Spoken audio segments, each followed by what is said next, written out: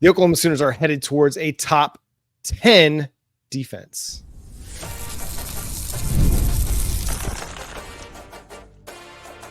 You are Locked On Sooners, your daily podcast on the Oklahoma Sooners. Part of the Locked On Podcast Network, your team every day. What's up, Sooner Nation? Welcome to Locked On Sooners, and thank you for making Locked On Sooners your first listen every single day. Shout out to all the everydayers. Subscribe to the show wherever you get your podcasts for free and available on all podcast platforms and on YouTube. Today's episode is brought to you by FanDuel. Make every moment more as playoffs wind down. The sports stop sporting like we want them to, but this summer, FanDuel is hooking up all customers with a boost or a bonus daily. That's right. There's something for everyone every day, all summer long. Visit FanDuel.com to get started. I'm John Williams. He's Jay Smith, and Jay coming out of fall camp with 2 weeks left until we get to an actual game week. It sounds like things are really, really turning up for the Oklahoma Sooners defense. Yeah. So let me go ahead and give you my initial disclaimer on this. We're talking fall camp, and no matter what I say, if one side is good and the other side is bad, you're going to think that one side is actually bad and the other side is actually good. So if I tell you that the defense had a good time, had a good day, and the offense struggled, the offense sucks, right? If I say that the offense was out there just killing it and was really getting over on the defense, you're going to think the defense sucks.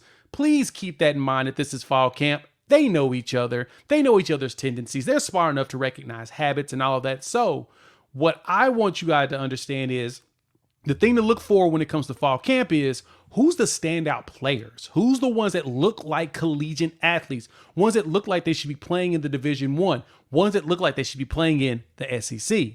And John, as you mentioned, the defense sounds like it's been just killing it. And one young player that's been jumping out, your guy, Jayden Jackson. Supposedly he's starting to get a couple runs with some ones, and he looks like he's becoming a force. So it sounds like the good thing for us on the defensive side is if the defensive line shows up, we already know that the linebacker room is considered one of the tops in the country. Same thing with the secondary. But the question has been, do we have a pass rush that will be able to complement or even help push with the linebacker room and the secondary room to where we can have a top defense? And it sounds like we're starting to get to that point. It sounds like in the Switzer Center, kind of feeling themselves in that defensive line. Some other places where it sounds like some guys are really stepping up. I mean, Peyton Bowen, you cannot hear enough positive things about that dude entering his second year in Norman. You know you're going to get standout play from Billy Bowman. Everybody's saying he's looking like an even better version of himself, but Peyton Bowen coming along and raising his game to potentially reach that same stratus that Billy Bowman has, I think that creates a lot of potential for you at the back end of your defense because you've got now two guys that are capable of ball hawking in the back end. You can run some too deep safety, some too high where you're forcing everything underneath. And as we're going to discuss in the next segment, we're going to talk about the defensive line. But when you can run too high and you can defend in the front seven, you're kind of winning as a defense at that point. If you're not having to contribute extra guys either to coverage or to run defend, that's going to make life so much easier for Zach Alley and his defense. But you're hearing that, like Peyton Bowen is just becoming a standout because of his athleticism, his instincts. Everything is just coming together for the kid now in year two. At the linebacker level, you're obviously it's Danny Stutzman and Kip Lewis, but some of the guys that are getting buzz at linebacker, Lewis Carter, Kobe McKenzie. So you're starting to see some of these young blue chippers, guys that were part of that 2022, 2023 signing classes, now starting to work their way into a heavier bit of the rotation. Yeah, and the question I've been wondering is, what is that linebacker rotation going to look like? We'll talk about that more in depth probably tomorrow in the next episode. But looking at fall camp, as you mentioned, you're starting to see all these players show up. We're dealing with some people being nicked up. So Deshaun McCullough's not out there right now. So with him not being there, Kendall Doby and Samuel Musigo both really heavily in on the cheetah role, especially since McCullough's been moved over to like the will linebacker position anyway. But what is that rotation going to look like, right? You're going to have Stutzman and Kip because Kip has shown that he's taking that position. But I'm hearing that Kanik, it seems like it's starting to click. I know that's a person a lot of you guys have asked questions about. It Sounds like Jaren Kanak has gotten into that, Danny, because remember, Danny Stutzman, it took that year for it to click for him. Sounds like it's starting to get that point for Kanak. But now at that point, if that's the case, where do you insert him on this defense? Yeah, he's an intriguing dude. I think you could play him in a multiple spots. You can play him at cheetah because he's so athletic. Just got coverage ability. You can play him at will or Mike. He just has to continue to improve on a down in, down out basis. Defensive back, dealing with a little bit of an injury. Gentry Williams got nicked up again, same shoulder. He was dealing with issues last year. It's not expected he's going to miss any time, but this is when your cornerback depth is going to be tested. We know that Woody Washington is primarily playing corner at this point, even though he's kind of moved around the defense a lot this spring. Brent Venable said last week that he's primarily playing corner. This opens the door a little bit for Des Malone, Jacoby Johnson, and Eli Bowen. Eli Bowen has been making a lot of noise so far in fall camp as well. So opportunities for some guys as they try to work Gentry Williams back in. I don't know how much they're going to expose him to contact the rest of fall camp. You know what you're going to get from Gentry. He's a really, really good cover corner. The important thing for him is, can he stay healthy for you? Yeah, you want, because he's been graded at as high as late first round as far as his skill set. He's got all the intangibles and just the aesthetics you want, right? Long arms, he's fast, he's got good leaping ability, right? So, and he likes to hit, which it's a good thing for a corner, but at the same time, when you got a messed up shoulder, you don't want to hit too much, right? But no, he is built as an NFL corner. And so, like you said, the question is being, can he stay healthy? And I think he can. So far, what I've heard with it is that he won't miss any time. We're just waiting on the final confirmations. I've been seeing stuff go around social media, but it sounds like someone in the family has said, nah, he'll be good for season time. But as you said, who's going to step up, if a Gentry has to go down? And what I've been hearing is that Jacoby Johnson has been really showing out over the last, couple of practices, right? He's athletic. I mean, he's 6'1", 6'2", so he's got that capabilities. And what's funny, I was listening to the Oklahoma Breakdown. No, it wasn't Oklahoma Breakdown. It was Sooner Scoop. I'm sorry. It was the unofficial 40, and they were talking about freshmen who had most snaps, the top 5, and Jacoby Johnson was a top 5 snap getter last season. I was in shock. I did not realize he had got so many snaps. I did not think as a true freshman he played as much as he did, but he did, right? From special teams to the end of the season and getting his first interception. Sounds like he's one that may fight his way on the field because he, like I said, he has that size that you would love, a 6'2" corner that's fast. That's kind of like why I want to see Jayden Rowe get nice and healthy, because I want a 6'2" corner that runs like a 4.3, 4.4 40. That's amazing. Yeah, there's a lot of opportunities now for a guy like Jacoby Johnson to make some hay and earn some more snaps. I don't want to bury the offense here. We got to talk about it. There are things they've got to work out. It's got to get better. They've got to start creating some buzz surrounding them and creating some drumbeat as well as fall camp goes along. The defense is more experienced. Mm-hmm. They're healthier. Oklahoma's offense has been dinged up. They have less cohesion on the offensive line. You have less experience with Jackson Arnold at quarterback. But if you want to talk positives, everything sounds like Gavin Sawchuk is ready to roll. Yep. Adding Sawchuk as well as Javante Barnes has been good. And one thing to ease you all, the one position that we probably had the most questions about was tackle. And a couple of players in some interviews late Saturday night made mention that, they think the tackles are actually really good. Right, that they think that they're at the spot that needs to be able to be successful, and that's Jake Taylor as well as Jacob Sexton. So if your Jakes are good on the outside, I'm good with the offensive line, because I know that interior with Waywu, Hickman, and Bates there, and then Uzeta as well as I don't know whoever else you want to throw there at tackle. Sexton, you're hearing talk, and even Harkins over at tackle some too. So it's right. Interesting. You got a good rotation there. So that's some bright spots to hear there. Also, wide receiver. Get ready for the J.J. Hester show. That 6'4", 4.4 40 running wide receiver sounds like he has been showing out the entire camp. Him and Jayden Gibson were the two names I heard the most of. Now that Gibson is sidelined, it sounds like Hester is stepping up. So if you get a big giant wide receiver out there that's fast, ooh, I think we'll be fine. Yeah, that wide receiver depth being tested a little bit, but it's not surprising that maybe there was some inconsistency in the passing game with, Jaleel Farouk being held out of the scrimmage, Nick Anderson being held out. Obviously, Jayden Gibson is out. No official word on his injury, the last I saw.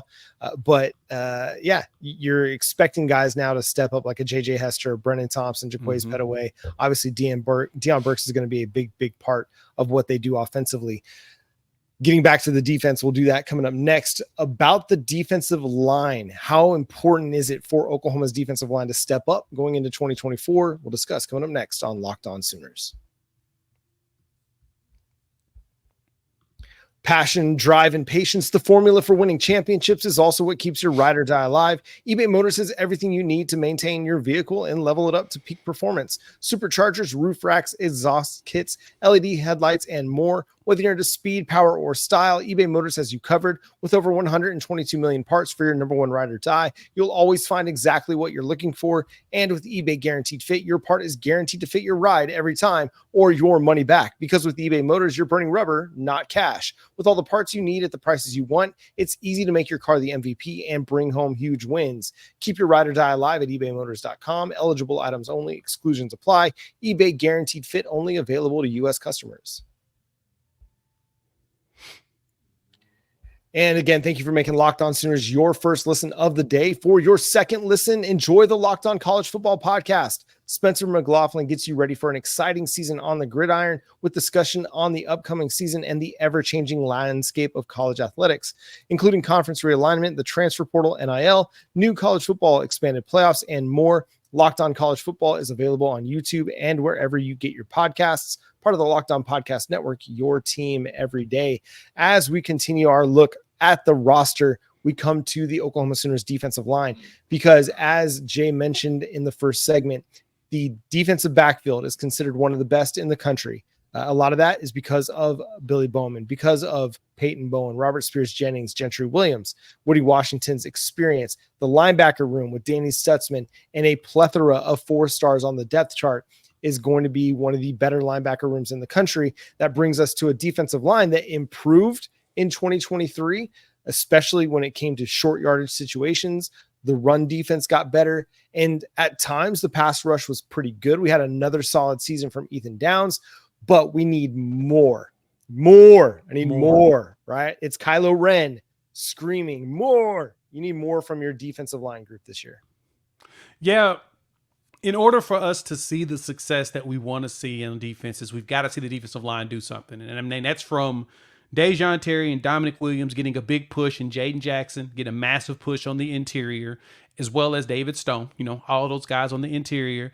And then your edges have to be able to get to the quarterback and really cause havoc. Now, it sounds like we're starting to see them evolve and grow as linemen. And if they can give us, they don't have to be even the top defensive line in the SEC, right? Or even in the country.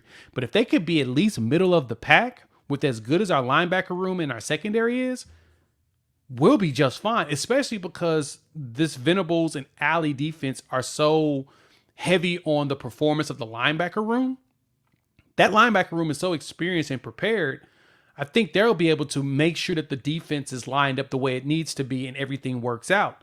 We just need pressure on the quarterback. And I think that this year will probably be the year we'll finally get that. We won't have to worry about seeing a lot of max protect in the SEC because, they're narcissistic enough to believe that they can stop anybody without going to max protect. So all we got to do is attack and show them that they're wrong. I think we'll see that. The first 3 games of the season, I don't think anybody's going to they may try max protect, but I think we can get past them in those 3 games, right? Because they're, all from Temple not being that good, they're still figuring things out, to Tulane and Houston redoing things because they got new coaches. All we got to do is go in there, apply the pressure. But John, I really do think that the defensive line that we have today can get us there. But let me ask you this. Who do you see as kind of like the starting 4 if you go with a 4-man front? Yeah, four-man front right now, I'd have to go with Ethan Downs at one of the defensive end spots. He's going to start. He is so good, both as a run defender and he's an improving pass rusher. He just makes too much sense. And then I think you're going to see Dejon Terry, Dominic Williams as your two interior defensive line players to start. I think if you went to, like, you got to third downs and you're running a four-man front, you might see, Dominic Williams slide over to that nose tackle spot, a guy like Grayson Halton come in as the three technique, your under tackle, or maybe a Jayden Jackson in that situation. And then at that other defensive end spot, give me R. Mason Thomas. He's been healthy all offseason. And that's been the key for him so far in his first 2 years in Norman. Hasn't been able to stay healthy throughout the offseason to be able to maximize that development, maximize that training to go into the season and then have a significant impact. So I think what we're seeing and what we're hearing out of camp is that R. Mason Thomas is putting it together and he's going to be a guy that breaks out for them. But I could also see a guy like, PJ Adebawore or Caden Woolard, be the starting defensive end opposite Ethan Downs in those base packages. And then you're bringing R. Mason Thomas off the bench in obvious passing situations. Yeah, I actually like that a lot. And so when I'm looking at now the younger players, first look at the transfer, like Caden Woolard is one that I feel like will probably fight for a lot of time on top of, like you mentioned, like R. Mason Thomas. I'm ready to see if PJ is going to make that jump. He's probably the one that's the most questions are with, right? Coming in as a 5-star plus, the bigger thing that, that's been said about him is he just thinks too much, right? He just doesn't act with the natural instincts that you would have thought he had. It's more of he just outthinks himself on the play. He's freakishly athletic, and now he's at roughly 260 pounds. I know he said that he hates eating. I saw that tweet go out. I was cracking up. Me and John was talking about it in the green room about that. And how do you hate eating food? But when you have to go all clean, it does get hard. I mean, you can give me some Twinkies and some Ho-Hos and I'm, ding dongs. I'll tear up some Reese's peanut butter cups, but that's not the good weight that they want. They don't want you to be fat. They want you to be nice and lean, but he's growing. And so if he's got that 260 frame and he's still fast and explosive, him setting the edge is going to be nice. Now, one player that we've been hearing about is Danny Okoye. Oh my goodness. It sounds like everyone really loves him. Yeah, he's kind of become one of the media favorites, and for good reason. The dude, like PJ Adebawore, is freakishly athletic, but Danny is just fast. He's just really, really, really fast. And I think this is why you'll see maybe a guy like Adepoju Adebawore and maybe Danny Okoye relegated more to passing situations, third downs, third and longs, because it's really simple what you're expecting them to do in those situations. Go get the quarterback. Go get him. You're not having to read the run. You're not having to read the read option. You're not having to read the crashing linemen. You just go get the quarterback. And that's your only responsibility. When it's 3rd and 8+, I think you'll see those guys out there a lot. And so I think what they'll probably do, especially early in SEC play, is rely on the veterans like in Ethan Downs and Caden Woolard and Trace Ford. Let's not forget Trace Ford. When it is first down, when it's second and 5 and under, 3rd and 5 and under, because those guys have the experience and the knowledge and the wisdom through experience to be able to maintain their keys and not get overextended getting after the quarterback.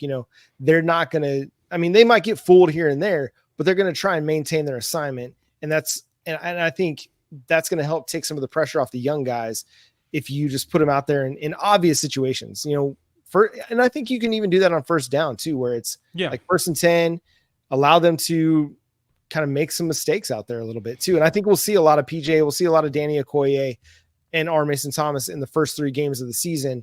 Let them learn, trial by fire a little bit. Yeah, it feels like the young players you'll see some of those rotations in these first 3 games, which is good, right?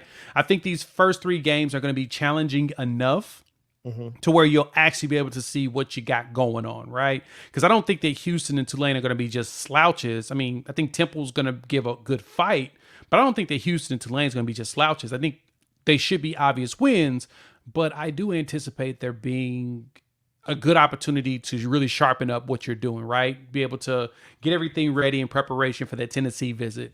And so, yeah, I could totally see PJ playing. I can see some R. Mason Thomas rotating in with Ethan Downs as well as Caden Woolard. And then Trace Ford, which, he's the old man on the team that we forget about. He's ready to play and ready to contribute.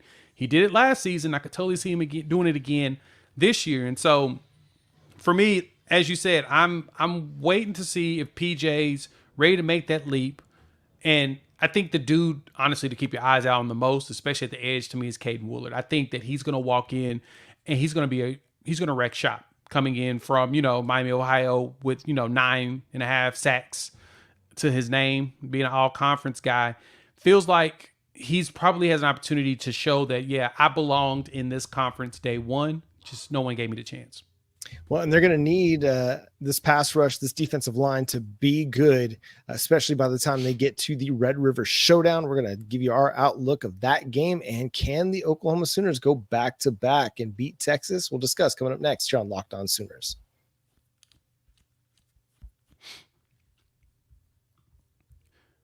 Y'all know me. I love my sports. I love them so much. I never want them to stop, but the playoffs is winding down. The Olympics just ended. We had the closing ceremony, and we're getting fewer games to be able to bet and watch. And the sports really aren't sporting like they used to, right? So what FanDuel is doing is going to be able to keep us going or whatnot when it comes to getting our sports betting in and do whatever we want. Like all we can do is open up the app and we can dream up whatever bets are in the mood at that moment. So like right now, I'm still looking at this Fred Biletnikoff Award odds for Nick Anderson at plus 6,000. It's probably one of the bets, John, that I think I will put my hands on, because if Jackson Arnold shows up the way that we expect and with Jayden Gibson down, there's a good chance Nick Anderson's going to show out. So this summer, though, FanDuel is going to hook up all customers with a booster bonus daily.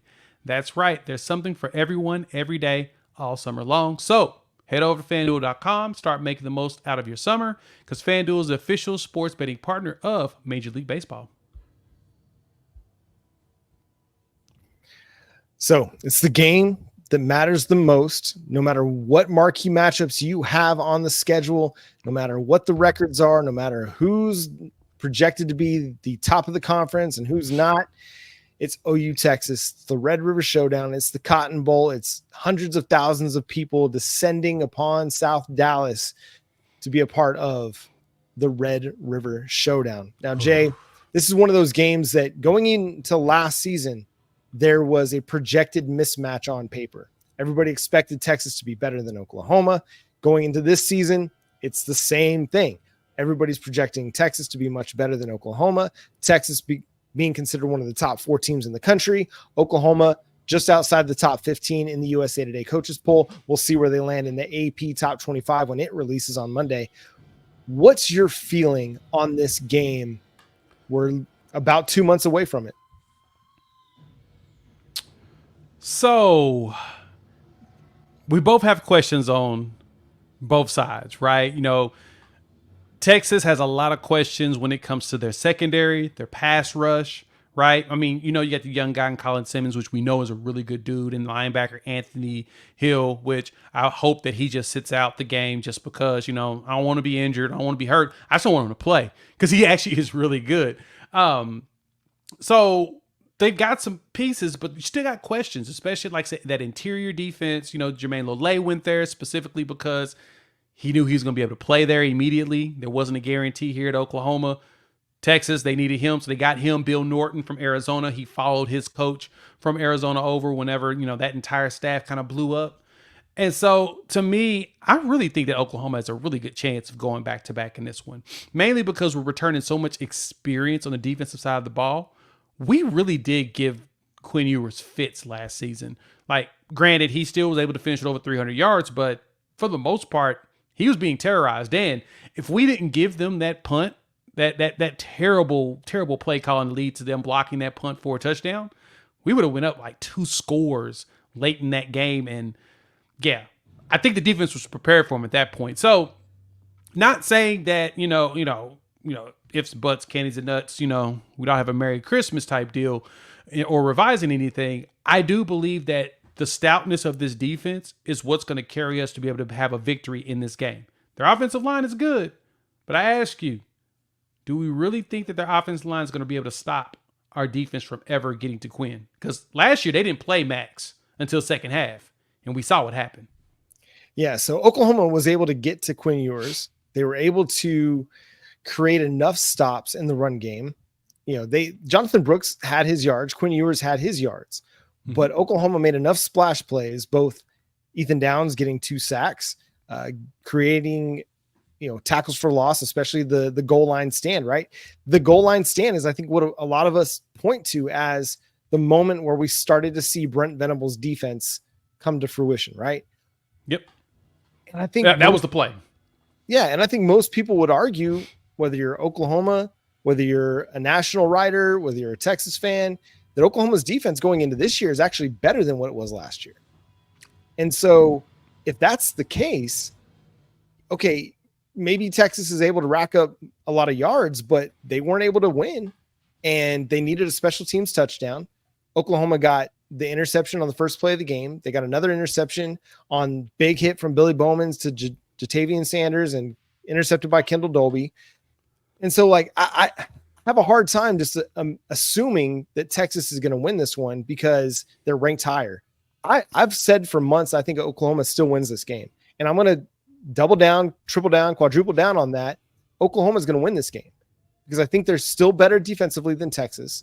I think the offense is going to be good enough to score points on Texas's defense, even though they've got good players. I think that Oklahoma's offense is still going to be good enough. And I do have questions about the skill position talent, even though they've got an Isaiah Bond. Who else do they have?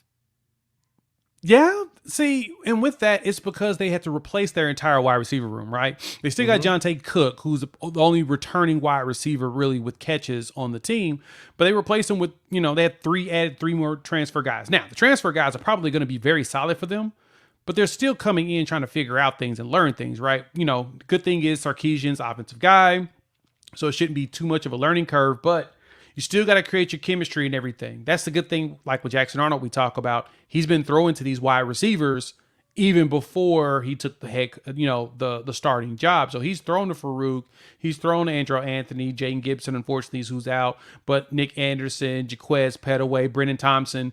We've seen him have a collaborative type play. JJ Hester, they've built relationship and rapport over the last year, right? So Quinn's going to figure out this chemistry over the last, 6-7 months.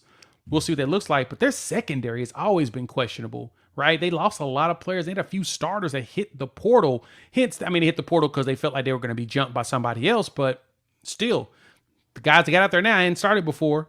And, the question is, will they be able to adapt and re-ready to play today? I think for me going into the game, if there wasn't so many freebies in there, Tyree Walker dropping the touchdown at the end of the half, the score would have definitely been a much different score overall. Probably wouldn't have been more points. It actually would have been less because the lead would have been so much higher at that time. But I digress. I am in your boat too, mindset that Oklahoma still does have a chance to win this game. I'm not saying we will, but we have a very good chance of winning it like we did last year, because all we're going to do is go out there and try to outmuscle them. We're going to push them around just like we did last year. And hopefully they were doing a whole bunch of crunches to try to keep up so that we could see who did more crunches and whose body's ready. And sounds like, I know that we did extra. Hopefully Texas did too. Well, and the other part of this is it's going to be interesting to see what the national narrative is for both teams going into it.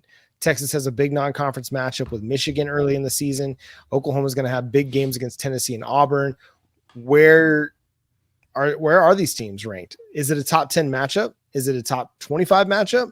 I just think Oklahoma is going to still be considered underrated relative to Texas going into that game. They'll be considered the underdog no matter what happens those first 2 months of the season. But I just like Oklahoma's mentality going into this. I think after that 49-0 drubbing, everything kind of flipped for them as regards to Texas. So it's going to be a good game, as it always is. It's going to probably be a tight game. But again, I think Oklahoma is going to have enough talent on both sides of the ball and enough of a mental edge to be able to come out and get this win. It's possibly. And with that too, for Texas, one thing they have to also think about is who they play next week at home. They got Georgia coming into town. So right. So we'll know about what Texas is week 2 against Michigan. We'll know how physical they are in that game because that's all Michigan is, 100% physical. Then when they play us, there's that potential for looking over us in preparation for Georgia coming into town.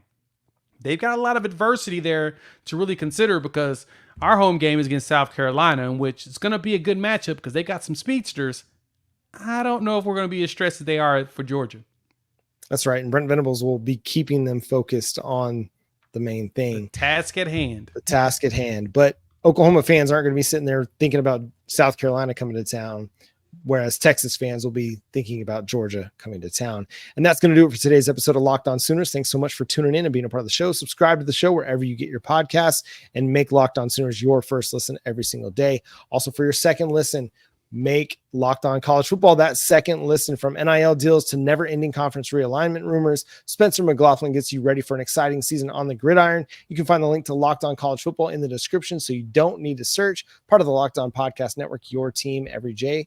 Follow Jay on Twitter at Unfair Sports, myself at John 9 Williams. The show is at Locked On Sooners on all the socials. Again, hit that subscribe button and that notification bell to let you know when new episodes drop. But until next time, he's Jay Smith. I'm John Williams. Boomer Sooner.